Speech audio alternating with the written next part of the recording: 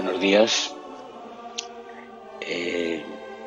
Vamos a seguir con nuestro ciclo de charlas que llevan el título general de Maestro Siddhartha, Maestro Jesús, haciendo, como el mes pasado, dos charlas que se complementan la una con la otra, primero focalizándonos en el Buda y luego focalizándonos en el Maestro de Nazaret, intentando crear ese puente entre la sabiduría de los grandes maestros de Occidente y de Oriente. Antes de ello, quiero, como en el mes pasado, hacer un pequeño comentario sobre un aspecto de la práctica de la meditación, para que aquellos que espero que todos realizáis la práctica podáis también tener mi opinión, mi acompañamiento en ese aspecto. El mes pasado hablamos de la postura física, hoy hablaremos de la postura mental. Se dice en los textos antiguos del Zen que la postura mental del meditante es pensar el no pensar. Esto es una contradicción de términos, pero que intenta expresar plásticamente de qué va cuando estamos sentados en actitud recogida, corporal, con relajamiento y quietud.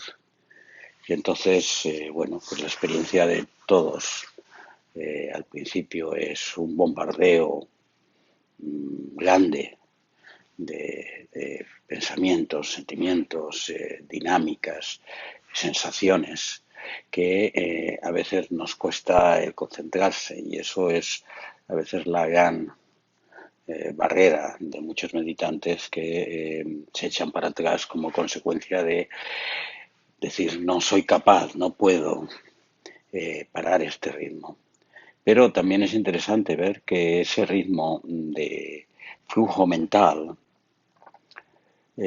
sería en las charlas del mes pasado manifestaciones de la forma, y que el silenciamiento lo que busca no es negar esas manifestaciones que son parte de la realidad, sino el manifestar, el dejar espacio para la manifestación de la potencialidad del vacío.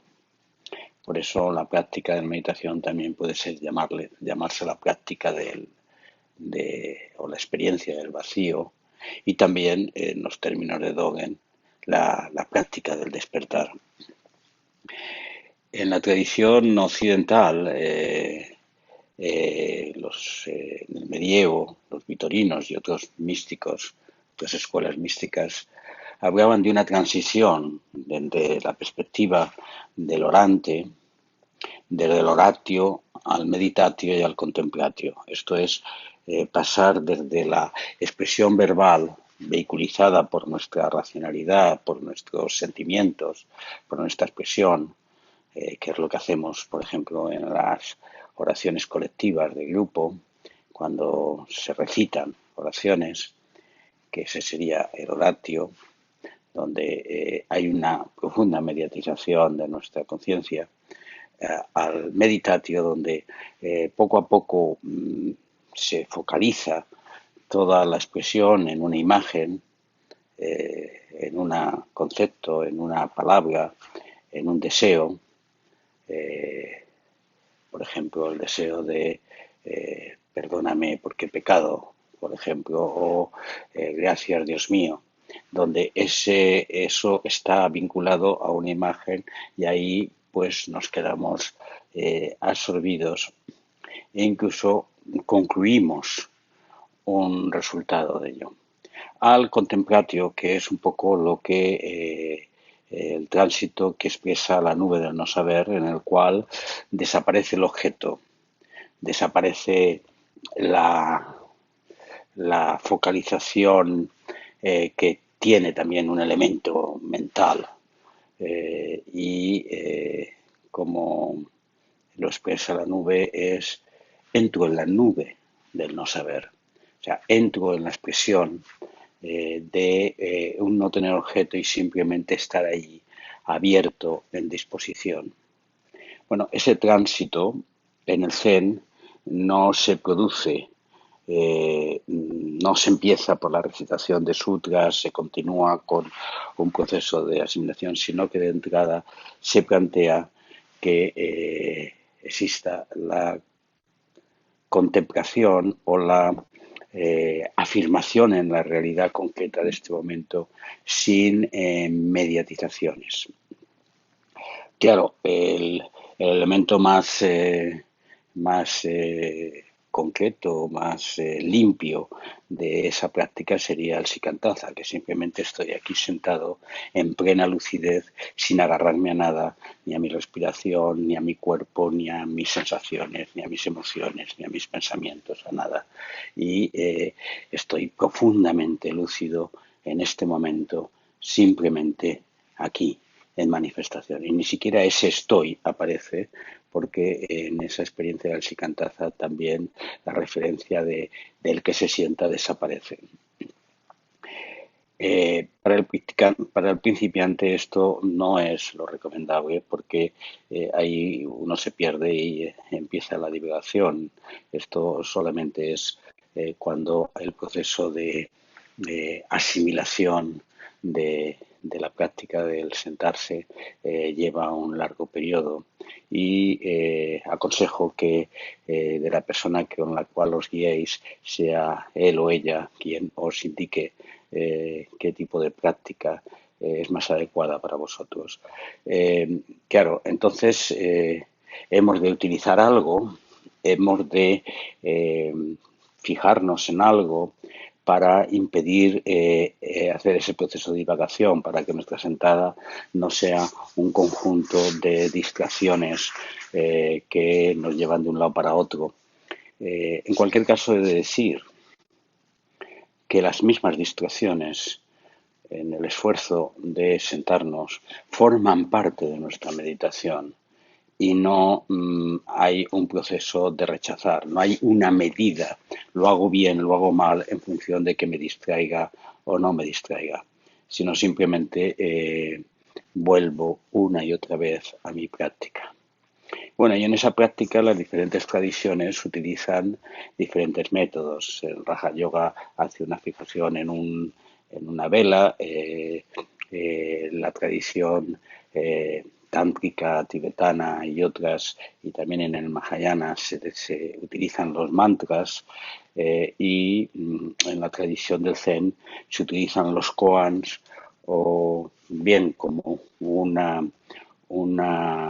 compulsión de contradicción que nos lleva continuamente a atravesar nuestra estructura de racionalidad o la utilización simplemente de las palabras, de la palabra especialmente el mu, como un mantra, como un movimiento más mántrico. En la tradición occidental se hace con jaculatorias, como diría el maestro anónimo de la nube del no saber, con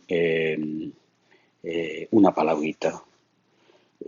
Yo recomiendo siempre utilizar un sonido, una palabra, un sonido interior en el cual nos recogemos, que en su sentido, al menos en nuestra lengua, no significa nada, porque si tiene un significado enseguida nos vamos a la imagen, nos vamos al meditatio. Entonces, ese sonido que puede ser om, o que puede ser mu, o que puede ser a, o que puede ser cualquier no cualquier, pero ciertos sonidos que nos llevan a recogernos, han de sonar en cada respiración, haciendo que al principio nos centremos en el sonido, nos recojamos en él y volvamos a él cada vez que nuestra mente se dispara. También en el Zen a los principiantes se les recomienda que cuenten respiraciones del 1 al 10 y volver a empezar como forma de recogernos.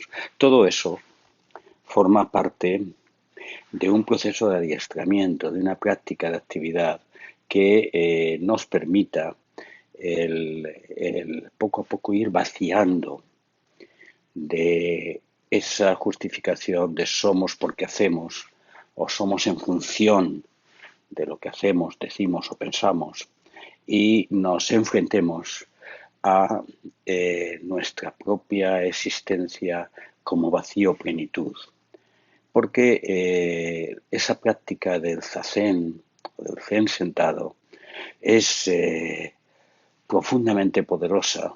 Por eso en la escuela de Dogen el tema de la sentada es el centro de la práctica, porque expresa la vida, pero la vida en su vaciamiento, en su potencia. Estamos allí sentados sin mover nuestro cuerpo, en quietud, con quietud de nuestra aquietamiento de nuestra mente, centrados en este momento, no despistados en nada del pasado o del futuro, repitiendo interiormente un sonido que nos llena, que nos completa.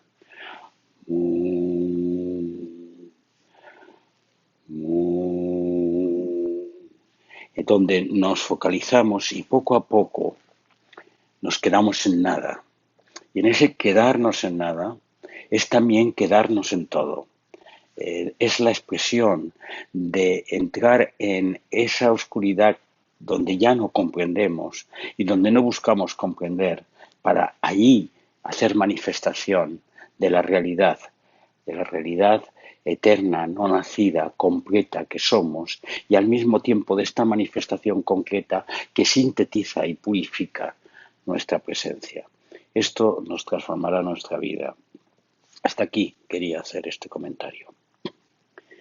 Bien, ahora empezamos nuestra charla y habéis visto que el título de este mes es Se extiende por toda la tierra, y efectivamente hace referencia al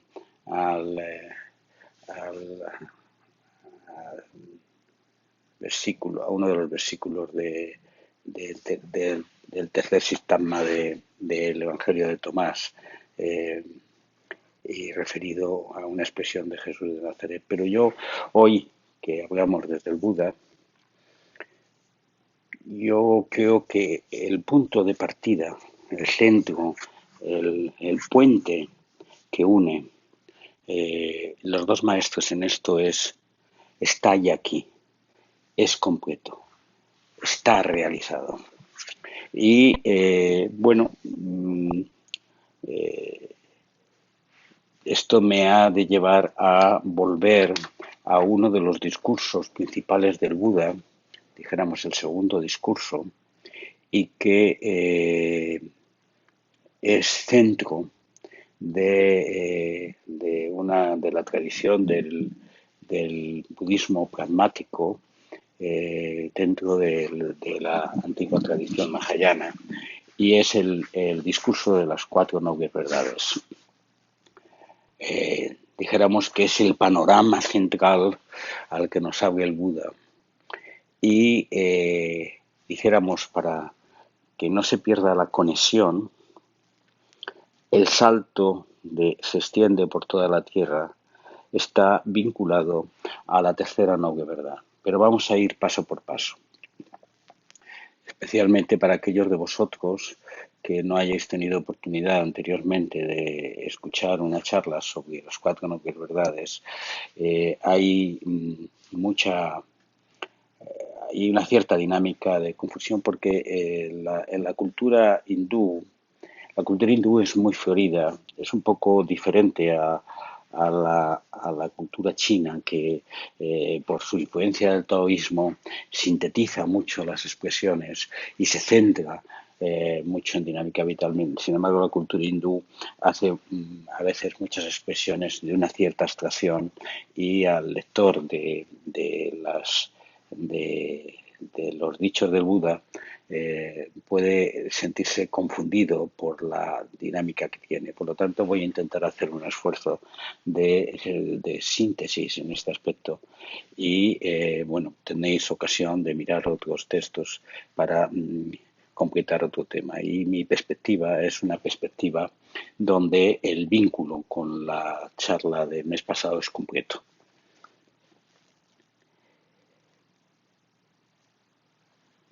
La primera expresión, la primera noble verdad, habla del sufrimiento, habla de dukkha.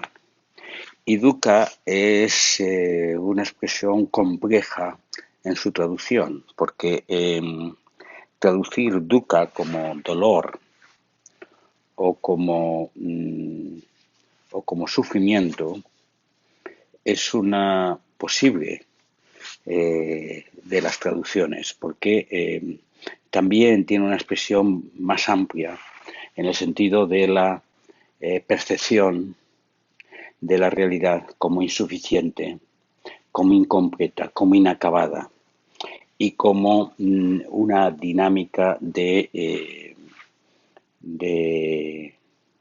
una fuente de sentir esa incompletud.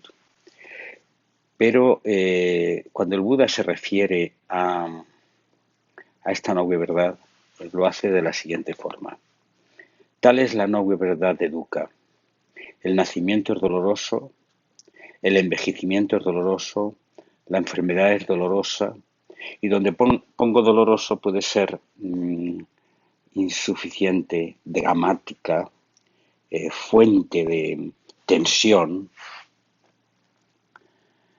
La muerte es dolorosa, encontrar lo que no es querido es doloroso, la separación de lo que es querido es doloroso, no tener lo que uno quiere es doloroso. En resumen, los 5 agregados, cuerpo, emociones, percepciones, voliciones y conciencia, son dolorosos. Esta es la noble verdad del sufrimiento.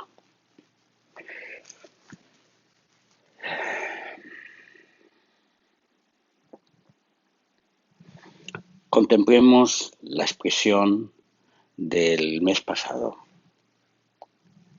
la tensión entre forma y vacío, como la expresión bifronte de la realidad, donde la forma es la manifestación concreta, el vacío es la plenitud o la potencia pura, completa. La transición continua de forma y vacío como expresión de la realidad, volver al origen y volver a nacer, morir y volver a nacer, es una tensión continua que expresábamos como una evolución, como la evolución, y le poníamos el nombre del espíritu. Toda la realidad está conformándose en esa tensión. Si miramos nuestro cuerpo desde dentro, si fuéramos un bichito mirando los diferentes órganos, veríamos una continua dinámica de no parar, células que producen continuamente cadenas proteicas, células que envejecen y se caen, transformación, movimiento, pulsión continua, entrada a través de las paredes celulares de moléculas que van y que vienen, transformación, creación de circuitos, dinámicas de metabolismo que se producen continuamente sin parar. Y eso le llamamos vida. Y esa expresión de vida en el microcosmos aparece por todas partes. El pequeño retoño que nace de la tierra, que se expresa en flor hermosa, pero esa flor hermosa se decae y como consecuencia cae la semilla y de ahí surge el fruto jugoso, completo,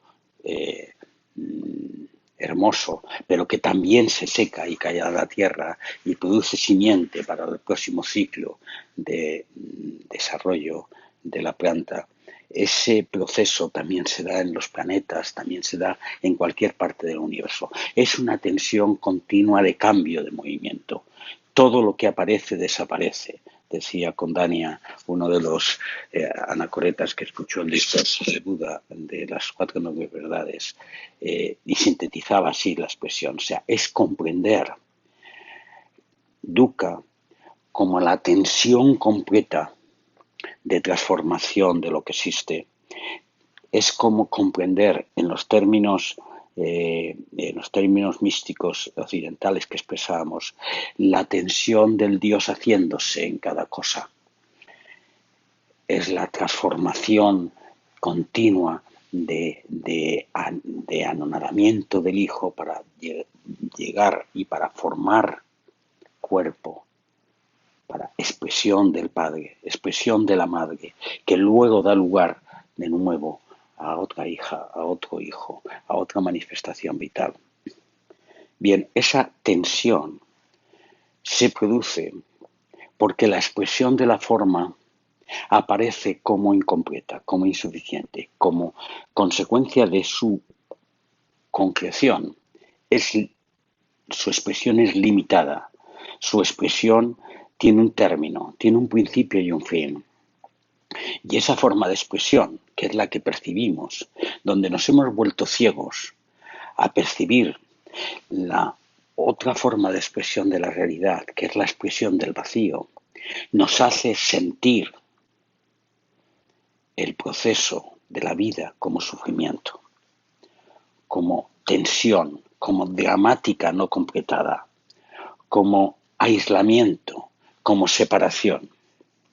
Y así es como lo expresaba el Buda, de que todos los procesos vitales, nacimiento, envejecimiento, muerte, enfermedad, pulsión hacia lo que se quiere ser, lo que no se es, lo que se desea ser, lo que se ha perdido, aparece como una tensión dramática que nos hace sentirnos insuficientes.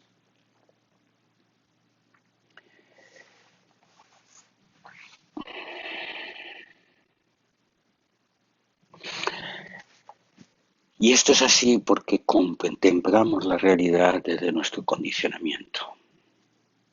Contemplamos la realidad desde nuestra expresión aislada, desde nuestra identificación con este ser que vive aquí, este ser que ahora os habla y que lo percibimos con un nombre, como algo concreto, sí, que se expresa bien ahora, pero que luego deja de expresarse, que está aquí, pero luego se enferma, que está aquí, pero luego siente y padece y se mueve.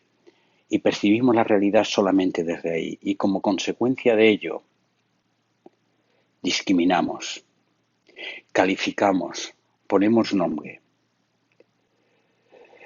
hacemos procesos de identificación, rechazamos y aceptamos en función de nuestras pulsiones, vivimos desde la compulsión de nuestros deseos, de nuestras necesidades. Y en ese sentido nos volvemos depredadores. Y todo eso es consecuencia, como tantas veces hemos repetido, de esta aventura vital humana en la cual nuestra expresión es una expresión de sufrimiento. Curiosamente, aquí llamo la atención que el punto de partida del Buda para toda su transformación y la transformación que propone para la humanidad es la contemplación de dukkha, la contemplación del sufrimiento. De igual manera que el punto de partida de Jesús de Nazaret en su entrada en la vida pública es contemplar el sufrimiento de los pobres de Galilea.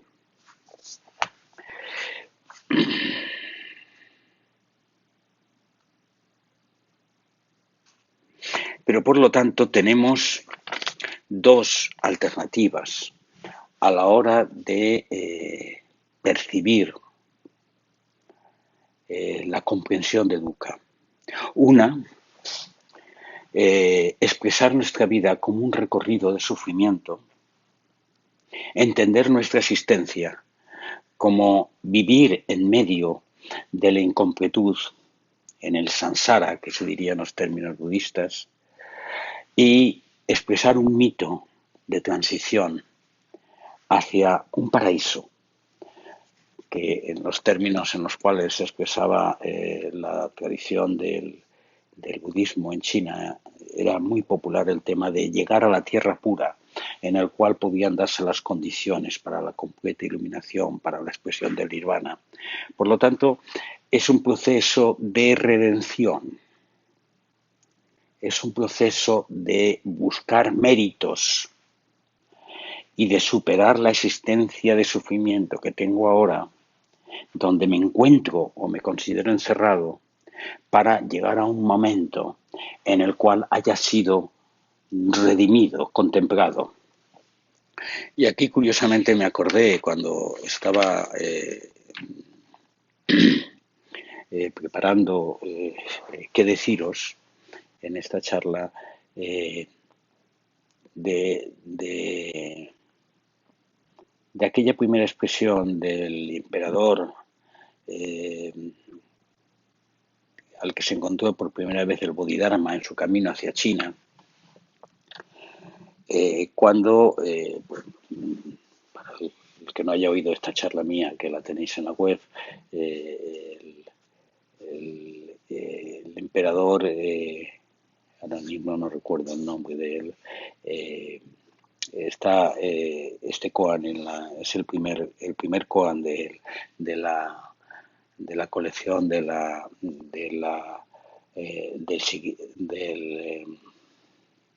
Shigen Kanroku, la pared rocosa del jaspe, que bueno, pues este emperador era un devoto budista que se favoreció importantemente en su reino el desarrollo del budismo, la creación de templos, el mantenimiento de los monjes, la realización de obras piadosas, etcétera. Y la primera pregunta que le dirige al Bodhidharma, que es presentado como un gran espíritu de la tradición del Dharma en China, bueno, hecho todo esto, ¿qué mérito he acumulado? Esta pregunta es una pregunta que realmente está en el subconsciente colectivo de nuestra civilización.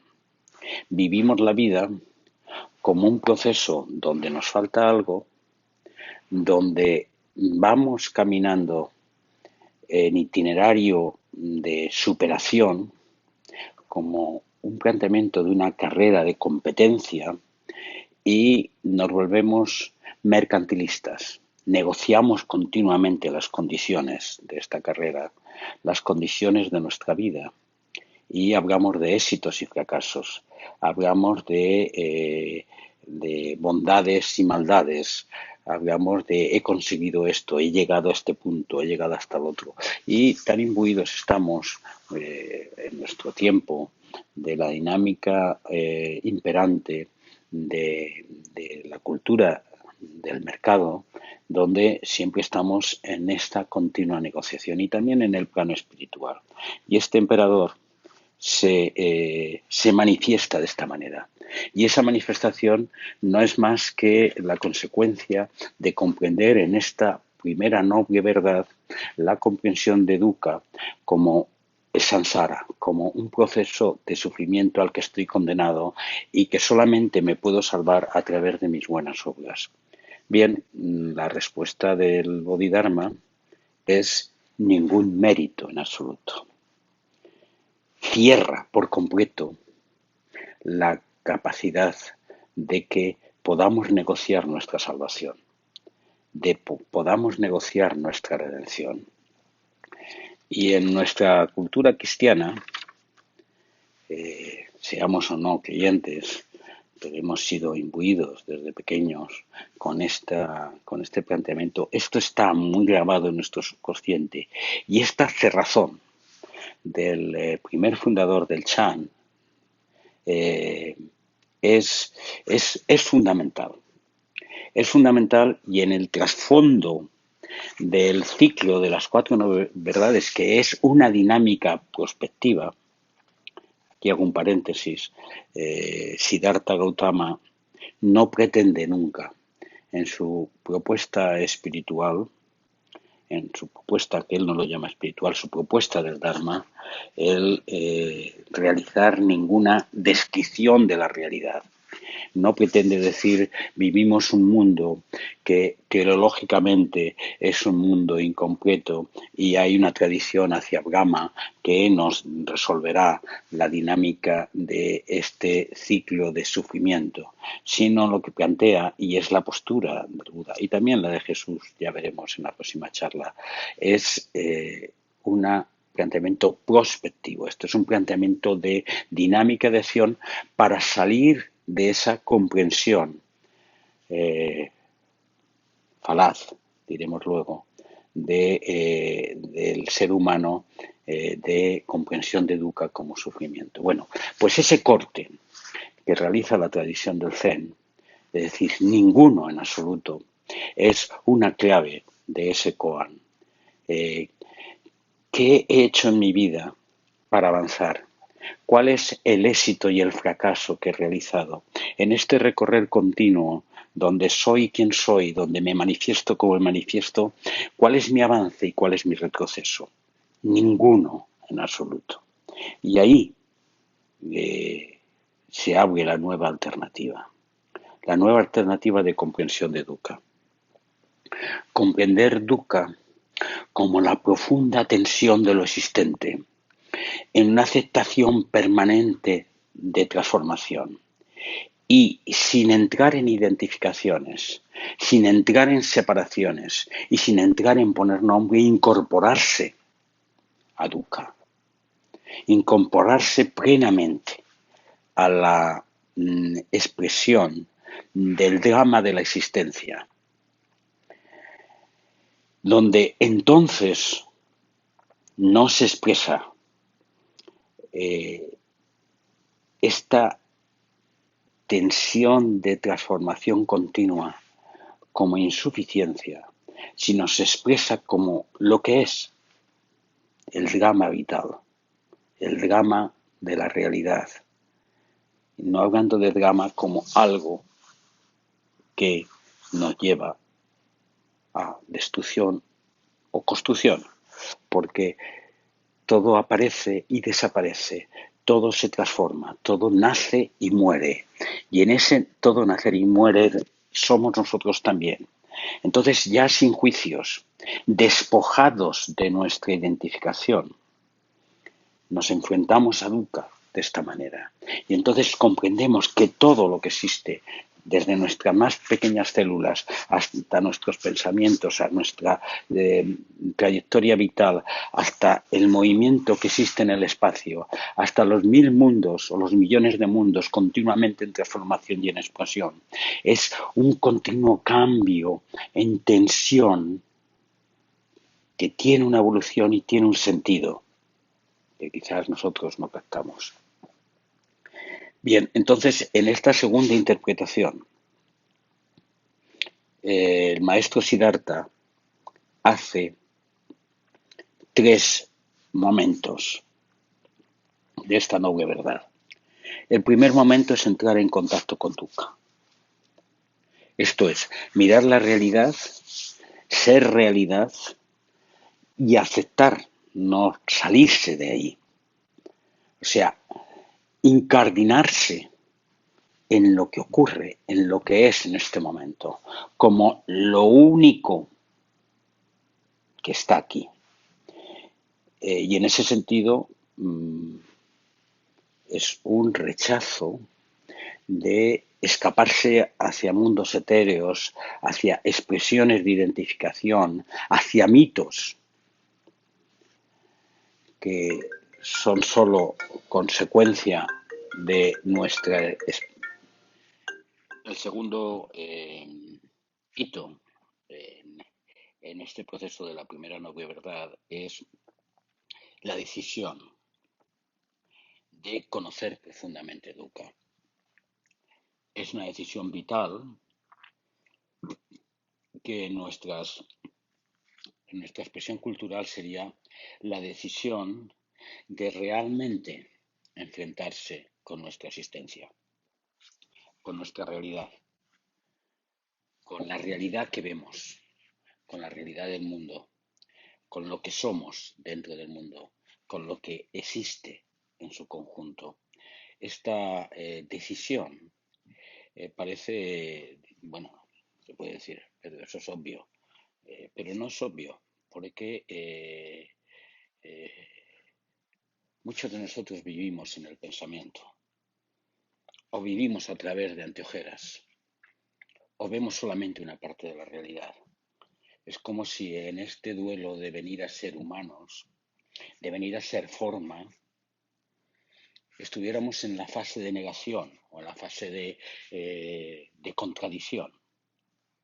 Y el proceso de integrarnos en la realidad es ese salto en el cual aceptamos ser lo que realmente somos, incluso aunque no comprendamos o no pueda pasar por nuestra mente.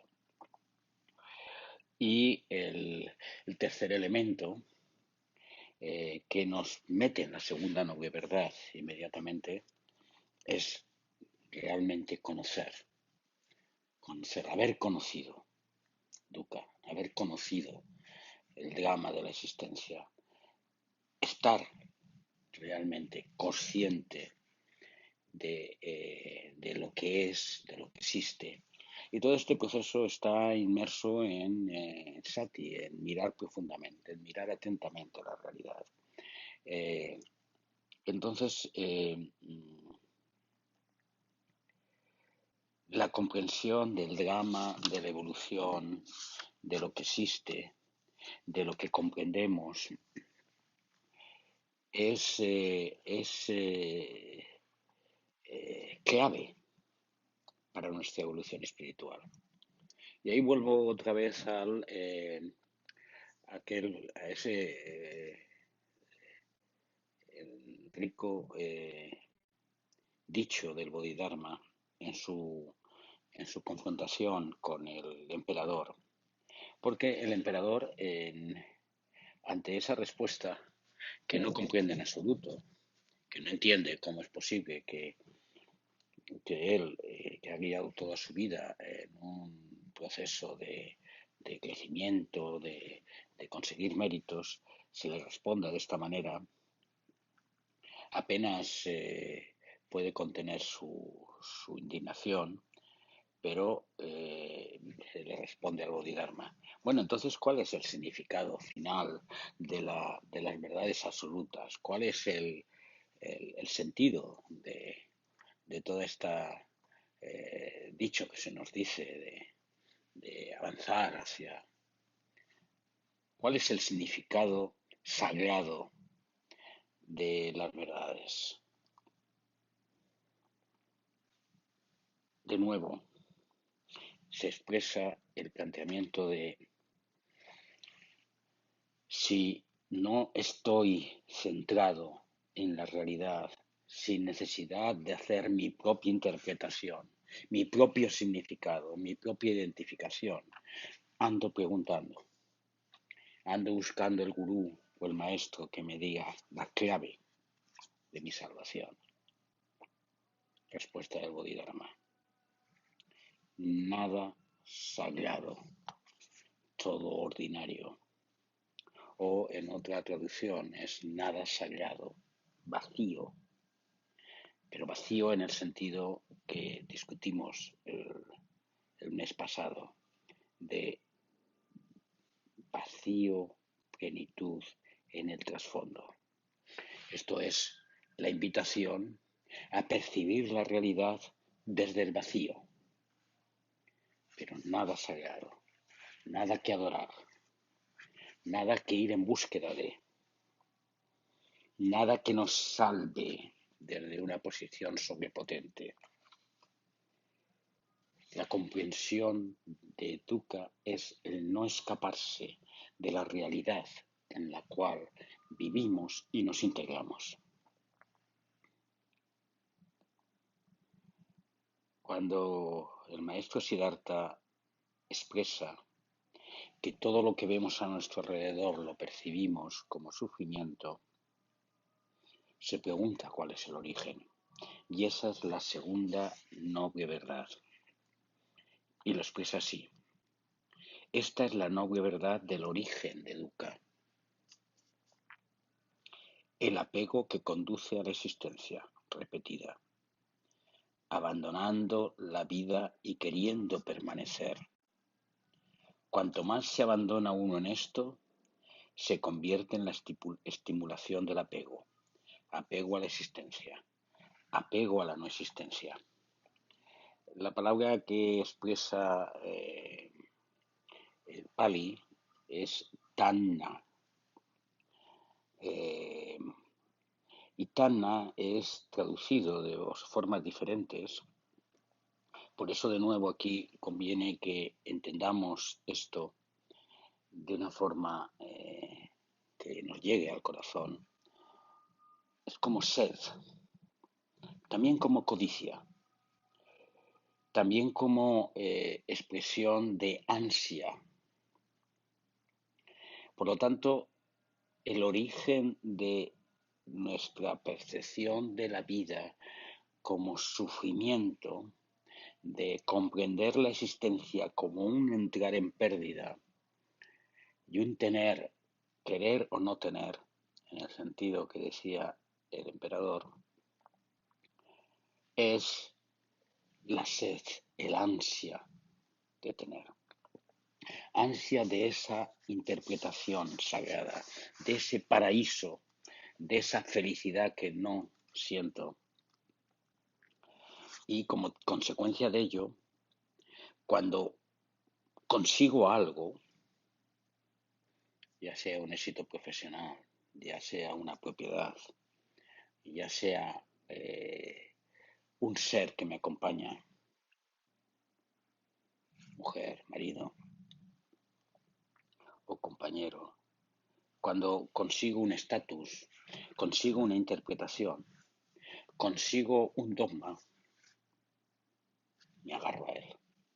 Y ese agarrarme a él, que son dos tránsitos, uno, la sed, el ansia, y segundo, el apego, que en inglés se traduce por craving o clanging, y todo eso en su conjunto, en el lenguaje original del Buda es tanna, eh, lo hago no solamente en un proceso de agarrarme, sino también un proceso de intentar que no se me escape, que no se vaya de donde está. Y a veces son estados. Soy joven y me agarro a ser joven y no quiero ser viejo. Y ese no quiero ser viejo significa un apego a un estatus que tiene como destino el fracaso, pero el cual de una forma patética me agarro. Eh, Me agarro a mis hijos, me agarro a mis propiedades y todo esto tiene el fracaso dentro de sí.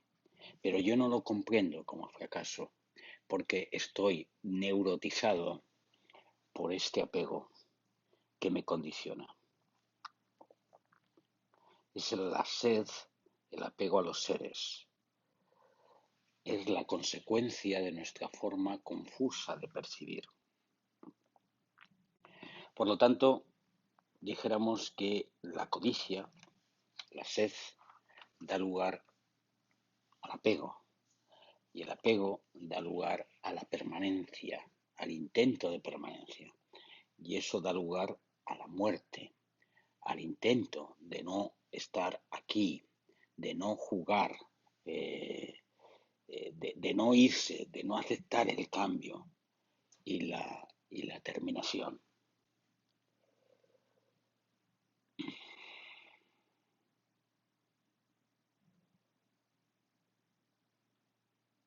Así, tanna, el ansia, el apego, la codicia, es y se convierte en nuestra fuerza vital, nuestra fuerza motriz.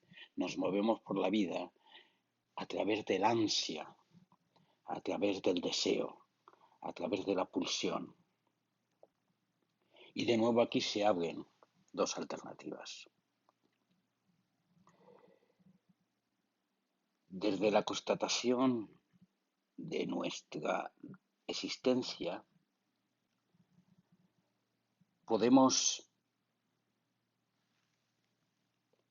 mantenernos en esta carrera sin sentido, de sed, de ansia, de poseer, de controlar, de dominar, en la cual estamos inmersos, manteniéndonos en que el Tanna sea nuestra fuerza vital,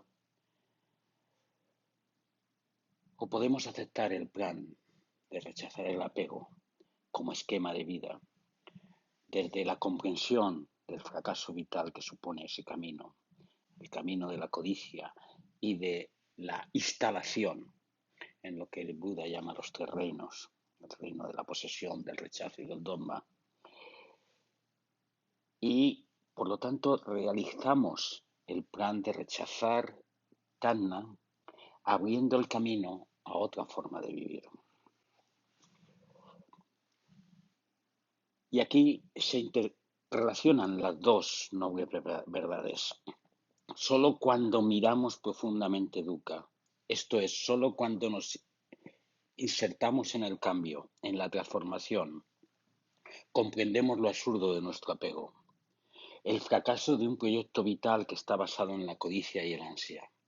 Y desde esta comprensión avanzamos en un camino de alternativa. Y para ello hemos de silenciar las pulsiones, hemos de sentarnos y aceptar, comprender lo absurdo de este intento vital que realizamos. Y desde esta comprensión de el origen del sufrimiento entramos en la dinámica de la tercera noble verdad. Lo define así el Buda. Esta es la noble verdad del cese del sufrimiento, la desaparición de todo trazo de mantenimiento del apego, la desaparición y el abandono del apego que conduce a experimentar la libertad e independencia. O sea, da la constatación de que es posible experimentar una forma de vivir sin que el ansia, el apego y la carrera de competencia hacia nuestra muerte, hacia nuestra desaparición, no se convierta en el motor vital. Da la constatación de que está ya aquí en nuestras manos nuestra propia liberación. Y lo hace de una forma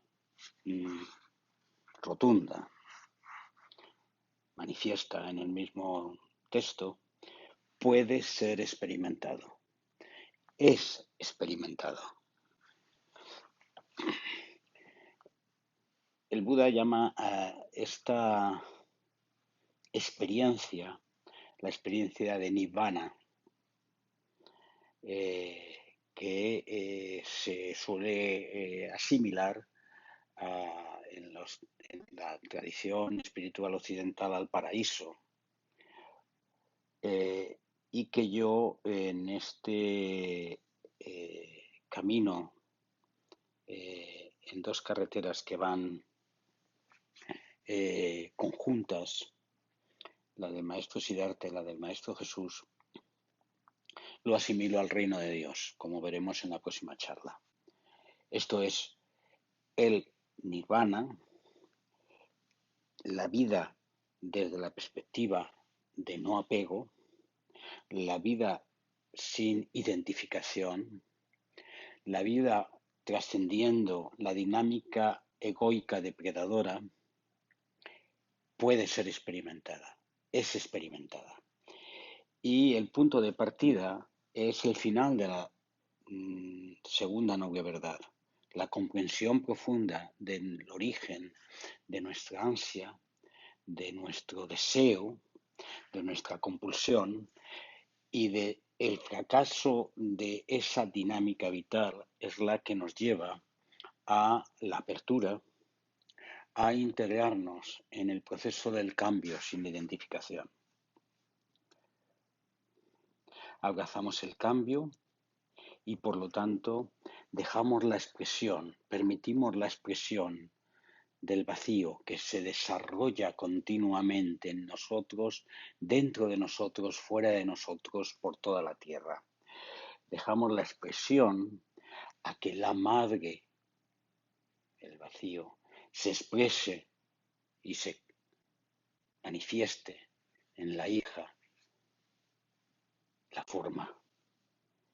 Y en esa expresión somos madre y somos hija al tiempo. Y desde esta perspectiva,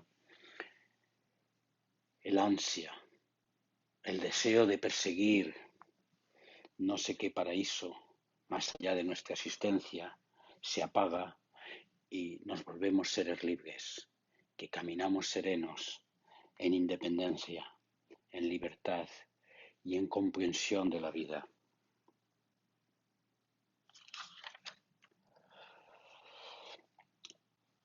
Por lo tanto, y este es el punto clave de la charla de hoy, en una perspectiva diferente de la comprensión de las cuatro nobles verdades, es que desde dejar caer la barrera que nos convierte en ciegos, miramos la realidad y nos metemos en ella, no porque estemos antes fuera, sino porque desde el principio estamos ahí y hacemos que esa expresión nos haga libres. Esa es la gran revolución del Zen. El gran cambio que aportó el Bodhidharma en China fue el que desde el principio todo está ahí. Eso está ahí. No hay un mito de recorrido, de depuración en el samsara para obtener un premio más allá, sino que ya aquí se está expresando, se está manifestando lo que realmente somos. Y en ese sentido, por terminar un poco el texto del Koan del Buda, la tercera respuesta del Buda, del Bodhidharma, perdón, me refería al Bodhidharma, al emperador, es la más críptica, pero al mismo tiempo la más iluminadora. El Buda, el emperador, quizás fuera de sí emocionalmente, le espetó. Entonces, ¿quién es el que está delante de mí? Cuando le contradice, le rompe los esquemas. La respuesta del Bodhidharma es, no lo sé. Porque cualquier otra respuesta del Bodhidharma estaría dentro del esquema de expresión limitada. Y lo que el Bodhidharma le señala al emperador y nos señala a nosotros es una respuesta donde no hay límites, donde no hay esquemas cerrados, donde no hay nombre, donde no hay realidad concreta. Le está señalando, soy el vacío, soy la plenitud. Pero en vez de decirlo desde la mente, con lo cual generaría inmediatamente una metafísica, una teleología, se abre en una expresión no mental, no lo sé. Y esa expresión no lo sé, que no significa soy ignorante de lo que soy, sino que significa algo más, es la clave del koan, es el centro del koan.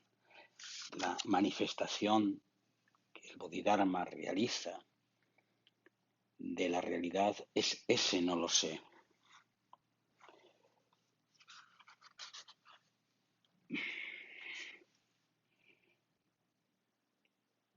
Está aquí, es esto que se manifiesta. Está dentro y fuera, se extiende por toda la tierra.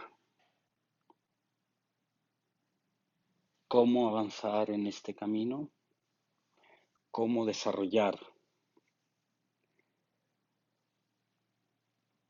un trabajo espiritual que nos lleve a esta manifestación no condicionada de la existencia? Es la cuarta noble verdad. No voy a desarrollar demasiado este aspecto de la charla porque daría de sí para una charla nueva y esta ya se está alargando un poquito. Pero simplemente citar, como lo expresa el Buda, esta es la noble verdad que conduce al cese del sufrimiento. Desde la comprensión del origen y desde la experimentación de la alternativa,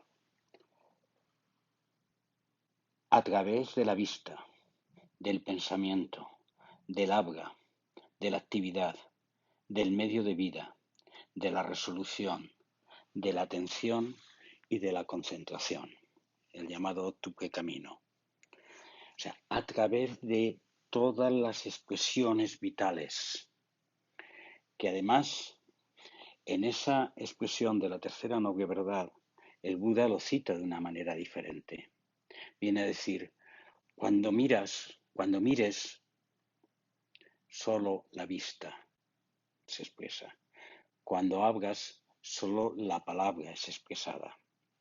El Buda en su expresión utiliza un término que es tathagata, que significa el que está aquí.